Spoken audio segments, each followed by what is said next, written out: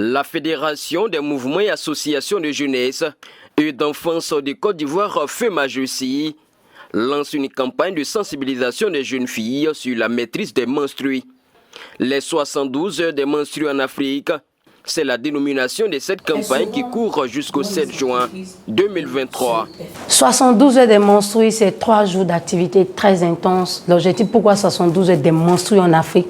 Nous partons en synergie d'action avec le Bénin, le Congo, le Cameroun, le Mali, le Sénégal, avec d'autres pays d'Afrique. Pourquoi 72 heures? Imaginez une fille, une femme qui reste à la maison pendant 3 jours pour des douleurs menstruelles. Parce qu'elle n'a pas accès aux serviettes, parce qu'elle n'a pas accès aux informations. Elle est assise à sa place, elle se tord de douleur. Ça, c'est une peine pour la femme. Et pourtant, avoir les règles, c'est naturel. Elle doit vivre ses règles avec dignité et sécurité.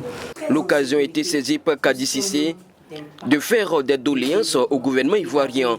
L'agenda Super Mousso, c'est un outil qu'on met à la disposition des jeunes filles et même des femmes.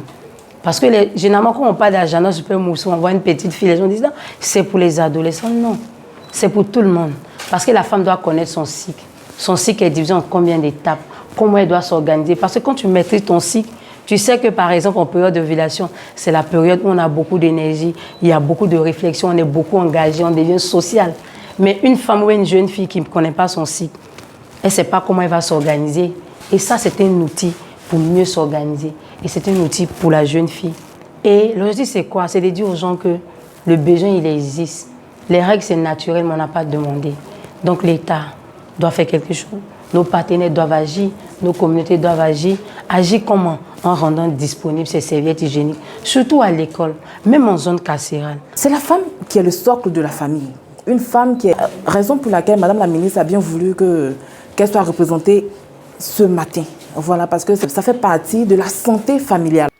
Selon la présidente du conseil d'administration de la FEMAJECI, pour cette initiative, des villes de l'intérieur sont concernées. Pourquoi le choix de ces 4 localités-là?